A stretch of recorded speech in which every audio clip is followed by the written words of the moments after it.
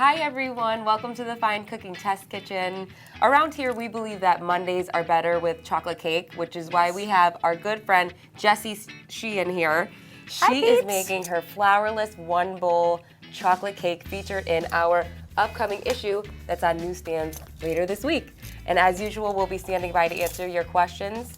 And now I'll just let the Queen of Cakes take over. Hello, everyone. I'm very excited to be here, and I'm very excited about this particular story in the magazine. It is a one-bowl baking story, and I am very fond of one-bowl baking, okay? It's just become kind of my thing. I see it as almost like the sheet pan dinner of the dessert world. You know, everyone wants to make food in a crock pot or food in their slow cooker on a sheet pan. Well, one-bowl baking is that kind of thing, except with sweets, okay? So today we're gonna make my flourless chocolate cake.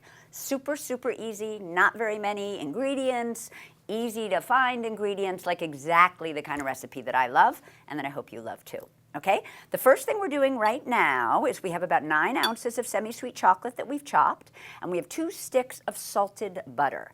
I like to use salted butter in this recipe. It excludes another ingredient, which would be salt, which is kind of nice. And I just love the way that the salted butter works in this cake. I can't exactly describe it technically for you, but I can tell you it works. I also like to add a little bit of espresso powder. And espresso powder, it's not because I want the chocolate to taste like coffee, because it's not going to. It's merely to have the chocolate flavor really pop. Okay, so what I'm doing here is I have a double boiler. So I put a little bit, I put a little bit of water in the bottom of this pot, and then I'm using a big glass heat-proof bowl, and I have my chocolate, my espresso powder, and my butter. And I'm melting them all together. You could also do this in a microwave if you wanted. The point is sort of to show you that the entire thing is done in this bowl. And I will say one thing about what you see right here. This is called mise en place, where all of the ingredients are put in little bowls. So technically, what I like to say is when you one-bowl bake, you have to be anti-mise en place, which essentially means that everything, for instance, if I was making this at home, I wouldn't have put my dark brown sugar in this little bowl. I would have my canister of dark brown sugar, and I would just pull right from the bag that it came in the grocery store. The idea being that we don't want to have to wash these extra bowls at the end of our baking time. But for now, it's prettier, okay? We're into things looking pretty, okay? As I'm sure you are too. As you can see, this is kind of melting in a very lovely, lovely way. I just wait till all of the butter is melted. And just so you know what we have here, we have some dark brown sugar, and we have some granulated sugar, and we have vanilla. I should have done this in the beginning, sorry peeps. And we have eggs. And I like to use room temperature eggs. Really important because once we're adding our eggs, we really want them to incorporate really well into our batter, and they incorporate the best if they're room temperature. So that's why, sort of in all baking, it's a good idea to have room temperature eggs. They incorporate in everything better, in a cake, in a cookie. And by cake, I mean a different cake than this, not a flourless one. But particularly in this cake, I find that when the eggs are really cold, it's harder to incorporate them into the batter. And when we do incorporate the eggs, we want to do it super gently. And it's hard to do it gently if they're not incorporating well, because you have to kind of struggle and you're like, no, I want to incorporate you. That's how I talk to my eggs, in case you were wondering. I use a high squeaky voice. Okie dokie. So now you can see we have our chocolate. It's nicely melted. I'm going to move it over here. I'm going to turn off the oven, and I don't even know if I'll be able to succeed at that. Oh, yay me! Okay, so when our chocolate and our butter and our espresso powder is still warm, we add our sugar. We want to add when everything is warm because we want the chocolate to melt the sugar. And then I have kind of a special, dare I say, fancy. You know what, technically, I think I'd rather use, whoops, I'm going to use the whisk instead. I have sort of a way that I like to whisk, and it's also the way I like to use the spatula. I kind of go down the center of the bowl and then around and turn the bowl at the same time. It just helps kind of incorporate everything. And I'm sort of just trying here to make sure there are no little hard blocks of brown sugar. So I'm kind of easing that until we have a deliciously smooth batter. As you can see, yum is kind of the only word I can think of to describe it. Next, I'm going to add our vanilla. I like to use a lot of vanilla in this recipe. I think I call for a whole tablespoon. And that's because I love the combination of chocolate and vanilla, and I feel like the extract really pops the chocolate, and the vanilla just helps all the flavors bloom, in my opinion. Okay, now we have our room temperature eggs. I'm going to do one at a time. Again, back to this idea of doing them really gently. You don't want to put them all in, then you'll have to work super hard to incorporate them all. I'm just going to do one at a time. And this is another thing I wanted to show you guys, is sort of how, so I kind of break it first, and then I do that, turning the bowl in one direction and turning the whisk. And that, you can sort of see, the egg disappears. And I've done this with much colder eggs. You'll kind of see the whites will kind of just be hanging out. They don't quite get incorporated, and that means that once you bake your cake, you'll have kind of little riblets, little stripes of white. You'll be like, what's that? And that would be an egg white that did not get incorporated. Now, although this is one of my favorite recipes in this story that I did for Fine Cooking, I also happen to love, there's a coconut sheet cake in there with a coconut buttercream, and that is another one bowl recipe, and an awfully yummy one if you ask me. And it's kind of cool to see that you can do the entire one bowl recipe in a single bowl, including the buttercream. There's also a toffee, like Heath Bar coffee cake muffin that's really yummy. You can see how this is kind of becoming this really yummy, like unctuous looking batter. And there is a skillet cookie. It's a double chocolate sugar cookie, which I don't know why that to me sounds so, like I love sugar cookies, do not get me wrong, vanilla sugar cookies, divine. But there's something about a chocolate sugar cookie, particularly if it's kind of crunchy a little bit on the outside and chewy on the inside. I'm sorry, peeps, cannot be beat. I'm talking really yummy, okay? So as you can see, this doesn't take a ton of time, but I do like to go moderately slowly with it just to make sure I get everything incorporated. And I love the way this batter is kind of coming together, and I wish you could smell it. I wish we had that like TV thing where you could smell through the camera, because it smells incredible. Jessie, while you're mixing, can you tell us if there's a specific type of chocolate that you like to use? Oh, sure. I mean, I tend to be one, I mean, I know it's true that you, I agree with everyone that says that you should only bake with the chocolates that you would want to eat on your, like by themselves. The problem with me and that statement is that I eat all chocolate. So essentially that means I'll bake with all chocolate. So I will sometimes use chocolate chips from the grocery store. I'll go from the cheapest to the most expensive, just depending on my mood. I will sometimes, like we did today, use chopped chocolate. I kind of run the gamut. I would say chopped is usually better than semi-sweet in some applications, because semi-sweet tends not to melt in the same way that chopped chocolate does.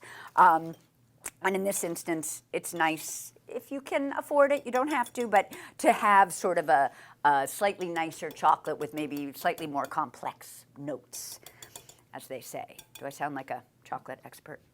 Okay, here we go. You can see our batter, all perfect. I'm just going to move this out of the way for a second, and my trusty scissors that I have as like a prop to show you what I did. Ta-da! So what we did is we ripped off a piece of parchment, we folded it into a square, and then we cut this half circle. I'm going to give it a quick spray, and always a good idea to spray not over what you're making, because we don't want to get spray in our cake, but just a light spray.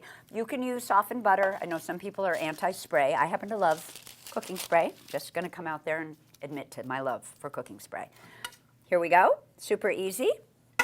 Now we're going to grab our spatula. And I am going to, you can see the batter is very loose, okay? Don't be afraid. I know that can be scary, like, that's not a cake batter. Believe you me, it is. And you know, it's very loose because, dun, dun, dun, dun, it has no flour. That's the other cool thing about this cake. I personally really dig flour. I like it in everything. desserts. But if you are somebody who either doesn't like it or can't have it, this is an amazing cake for those that are gluten-free. Here we go. Are we sliding this into an oven? Right here, preheating. Whoop. I'm going to stick it right in here. And that usually takes about 30 to 35 minutes to bake. And what you're looking for is the cake is going to kind of rise up and then beautifully collapse again after you pull it from the oven. As you can see here, you can see how it sort of collapsed after we pulled it from the oven. You can stick a toothpick in the cake to kind of see, maybe get a moist crumb or two, or you can just see a really crackly top, some bubbles. I mean, you can sort of even see it now, even though this was pulled a little while ago. And let me show you how I like to eat this cake. Now, it's funny because a lot of people, well, I don't know if this is true, but let's just go out there and say this. A lot of people might think, oh gosh, it's summer, I don't want chocolate, I just want fruity things and things that are light and maybe meringue. I hear you 100%, but I do think chocolate has a place in the summer, particularly in this kind of application where we can take a little sliver of a deeply chocolatey cake that has, it's an unencumbered chocolate taste, as it were. I like to sprinkle a teeny bit of flaky sea salt on top of the cake. Totally optional. If you're not into chocolate or sweet and salty, do not do that. And then I like to serve it with tangy creme fraiche. So it's a little looser. I mean, well, I don't know if it's looser than whipped cream. I would say it's maybe a little thicker than whipped cream, much tangier though, and not as light. It's not going to like stand up like a dollop of whipped cream might. But it's really delicious if you haven't used it as like a garnish on a cake. I highly recommend trying it. And then because it's summer, we like to have some berries with our cake. So I'm going to slice a piece so I can kind of show you what we have going on here. Because the cake is very fudgy and delicious, if I do say so myself. And can I just point out, incredibly easy. Did you guys catch that? This was easy, easy peasy, okay? So not intimidating. Anybody could do it. I'm going to give this piece to Erin because she's skimming over. Right on time. So the other great thing that I love about this cake is that you can make it ahead. Absolutely. Now let me just show everyone. Does everyone see how fudgy. It's like really fudgy? The center is a little bit wet, which I love. You could cook it a little bit more if that wasn't your thing. I like to dollop it. I'm going to put a few berries on the plate decoratively. I've always heard threes are the way to go, rather than two. Like, doesn't that look pretty? 3 on one side, 3 on the other. Dun, dun, dun. So if you make it ahead, how long? How do you store it, and how long does it keep? So, and I'm just going to put a little creme fraiche. Oh, that's so beautiful. What? Now, could I like plate desserts in a restaurant or what? How beautiful does that look? And I'm going to give it to Erin. I would come to that restaurant. So with the making ahead, yes, I forgot to mention that. Thank you, honey. Mm-hmm. With the making ahead, I think the cake is best if it rests for about 24 hours. So I like to make it, cool it on a cooling rack. Is it good? Good. Cool it on you have to have the creme fraiche. It's so good, right? Because it cuts. And the salt. It's so chocolatey that you kind of want the creme fraiche to cut that. But the make ahead, sorry peeps, I'm getting distracted. I like to make it, cool it on a cooling rack, wrap it in a sheet of plastic rack, maybe even a sheet of tin foil too, for it to be extra secure, and either leave it on the counter for 24 hours, in the refrigerator for 24 hours. I've even frozen them, made them ahead of time and frozen them. But what's beautiful about that to me is not only do I like quick and I like one bowl, but I like make ahead. I like that you can make things, have them done. I'm the hostess who really likes it when everything's done when people come over. I'm not the hostess who's like, come in the kitchen, I'm just making my chocolate cake. That's not me. I'm the one who wants everything done so I can hang out with my guests. So it's make ahead, it's easy cleanup. Yes. And it's chocolate. I mean, It's more delicious. step aside. This is the new summer dessert. Thank you, I honey. think. S'more step aside. Who wouldn't want to eat this I all know. summer? Thank you. Room temperature. She knows it's what delicious. she I speaks. do. I know my summer desserts. Yeah. So, like we said, our new issue is on newsstands this coming weekend. We have a completely talented cast of characters. We have Jamie Oliver, Jessie Sheehan, we have Jamie Oliver, and we have Chef Maria Loy. And if you want to get more of Jamie, you can watch her on Hallmark.